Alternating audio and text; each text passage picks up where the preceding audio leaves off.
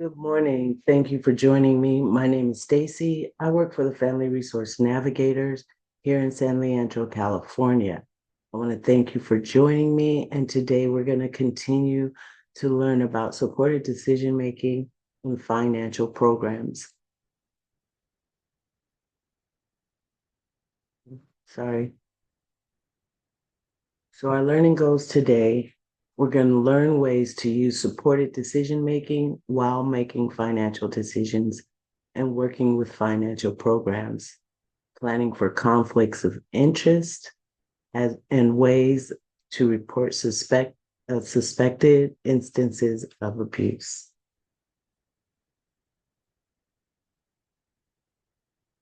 Planning for supported decision making. Whether or not a person chooses to use companion agreements or supported decision making agreements. Planning for the use of supported decision making in financial settings can improve the decision making process for people with disabilities.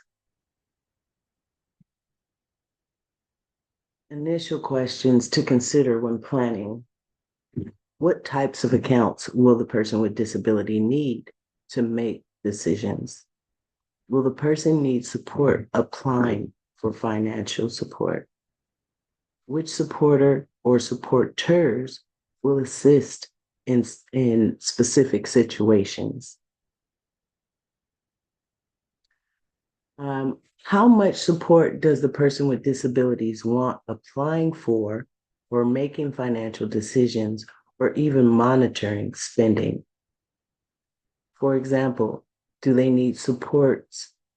Uh, for example, do they need supports who are able to discuss financial decisions and are they responsible for paying person with disabilities bills or are they responsible for monitoring the account? So there's different areas of planning, and I would suggest that it would be good to have a person monitoring the account and as well as someone in different areas who's going to pay bills, what's going to happen in case of an emergency, who are my supporters. This can uh, potentially um, reduce the chances of financial abuse. Questions to consider. Is there any information or handouts that the person with disability wants to share with the financial representative about supported decision making or the importance of focusing on the person with disabilities and not the supporter? That's one thing that has been stated is that the person with disabilities often feel marginalized when in healthcare settings or financial institutes. Do the supporters need access to any other records or relevant information? In an emergency, what information should supporters have? What is their role? And how should they be contacted? Do they know how much financial support the person with disability receives and from where? What expenses need to be paid on a recurring basis? Do they know the different types of accounts that the person with disability has? Do they understand the person with disabilities preferences regarding their financial decisions? Should one or more supporters be an authorized representative or hold durable financial power of attorney? How will copies of documents be made available in an emergency? I have a family who has an elder sibling, the oldest sibling who is disabled, and she has six siblings, including herself. So there's seven. So all six siblings have durable power of attorney in the finance portion and in the health portion. The reason that the mother chose this before her passing so that none of the siblings could abuse her daughter, so that all of them are monitoring, talking about the bills that need to be paid. There's one person responsible for making sure the bills are paid for that person, for their elder sister. And there's a person who helps with the budget planning for the sister. So all of them have a role, but only three of them are really dedicated in the portions of health and finance. Whether a person decides to use independent, supported, or shared decision making is their decision. A person with disability chooses who they want to support them and the type of supports they want. They may find that certain documents, like a permission to exchange information, that's a PEI, or a supported decision making agreement, may make their process clear to financial institutions.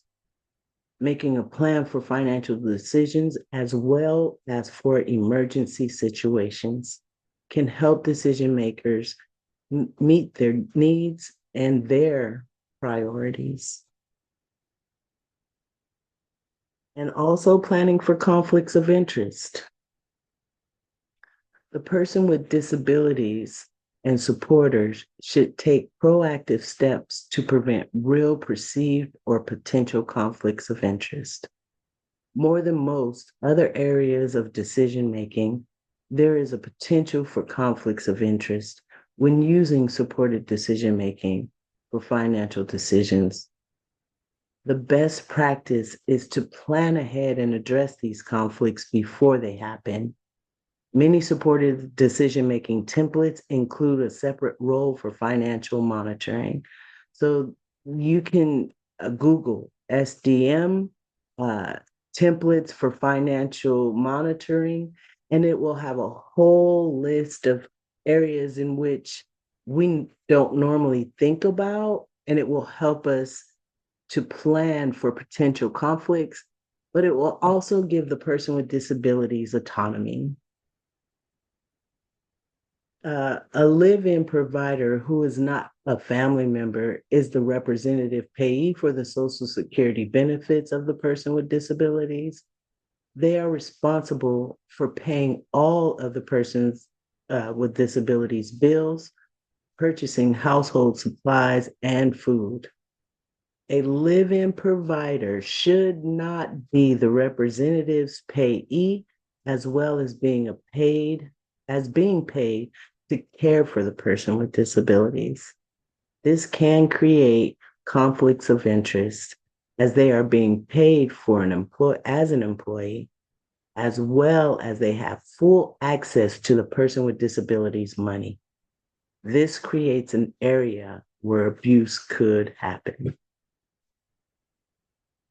Making financial decisions can be overwhelming for anyone.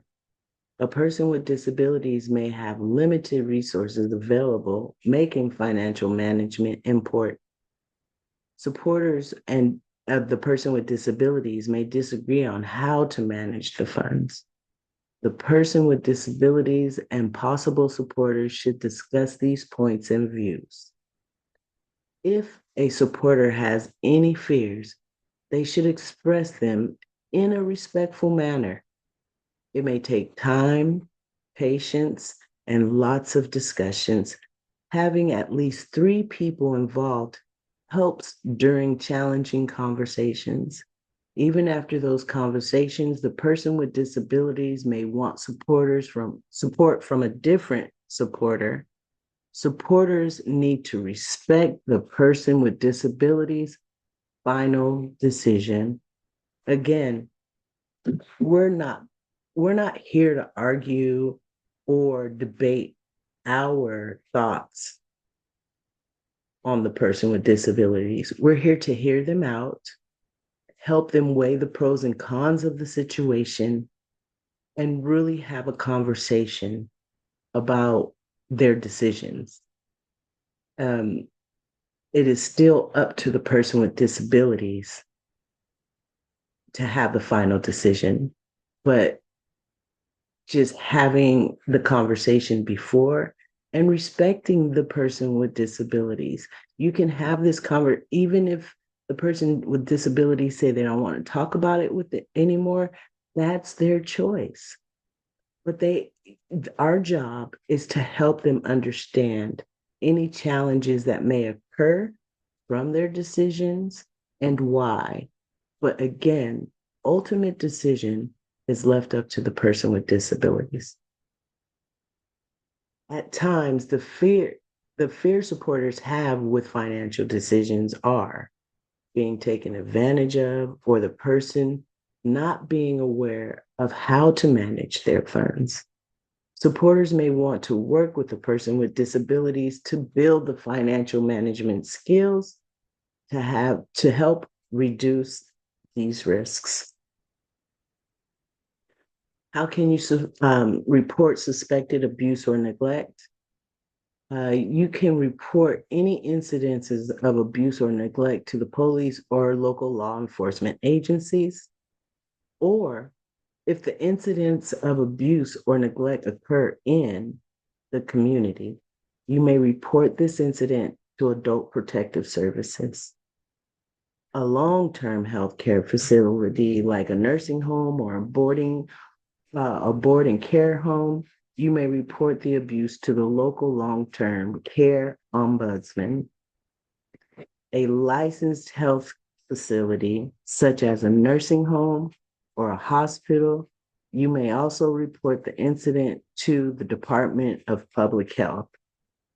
A licensed community facility, such as a group home or a board and care home, you may report the incidents to the community care licensing. A jail, you may report it to the Office of the Inspector General. In protecting and advocating for the rights of a person with disabilities, the Disability Rights of California may do the following: investigate incidences of abuse or neglect. If the incident is reported to the DRC, or if the DRC determines that there is probable cause to believe the incident occurred, pursue administrative, legal, and other appropriate remedies or approaches to ensure the protection of the rights of eligible persons with disabilities. Provide information, referral, or training concerning programs and services addressing the needs of eligible individuals, and training about individual rights and services available from the DRC.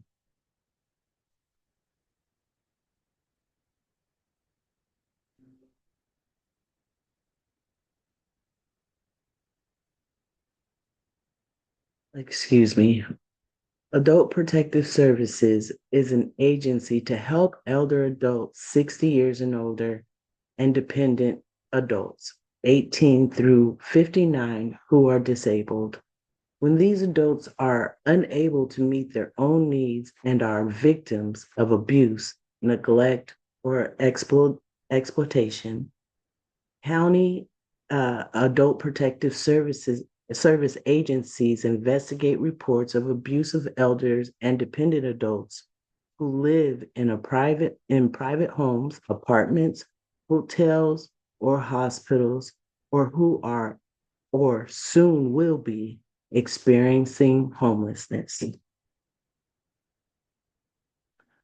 Types of abuse for adult protective services can investigate physical, hitting, kicking, burning, dragging, or over medicating, sexual abuse, unwanted sexual contact, sexual exploitation, forced viewing of pornography, abandonment, desert, desertion, desertion, or unwilling forsaking by anyone having responsibility for care, isolation, preventing the individual from receiving mail, telephone calls, or visitors. Financial, theft, misuse of their funds or property, extortion, duress, or fraud. Neglect, failure to provide food, clothing, or shelter, or health care for an individual under one's care when the means to do so are available. Self-neglect, failure to provide food, shelter, health care for oneself. Mental suffering, verbal abuse, threats, causing fear. Abduction, removal from the state and restraint from returning to the state of any elder of a dependent adult. To report suspected abuse, call this number, the 833-401-0832. When prompt, enter your 5-digit zip code to be connected to the Adult Protective Services in your county 7 days a week, 24 hours a day. Planning ahead can help ensure that any real perceived or potential conflicts of interest are addressed. The person with disability may want to choose multiple supporters to help them make financial decisions and monitor their finances. Supporters may also then, in any other area of supported decision-making, need to ensure that they do not coerce or manipulate the person with disabilities into making any decision, and respect that the final decision shall be made by the person with disabilities. Planning ahead, having your supporters, having a meeting, if not once a month, every other month. It's easy to have these meetings if you cannot have them in person. There are so many ways that we can connect with our loved ones. You can have a Zoom meeting. Everyone gets free Zoom. You have 30 minutes. Actually, it says 30, but they give you 45 minutes to have a conversation. If that's not enough time, you can do a phone conference call. You can add everyone into the conversation. There's so many ways, but planning ahead is the biggest key to this. Again, we don't want to coerce or manipulate anyone into making our decision, but we want to talk to them about decisions and choices that they may be making, and the challenges of that decision, the pros and cons, sitting down, planning for emergency situations, and finance. What is everyone's role? What are these people going to be responsible for? What are they going to do? Monitor, make the budgets, pay the bills. How is this going to work? And again, planning ahead can really reduce conflicts. I want to thank you for joining me today. And if you have any questions or concerns, please reach out, familyresourcenavigators.org. You can look on our website. We have a whole part for supported decision-making. We have a toolkit, and we have drop-down menus that can explain everything. You can also go to California State Council on Developmental Disabilities, as well as being able to look at supported decision-making. You can Google it, and you can find out more tools. You can have more access. So thank you for joining me, and I hope you have a great day.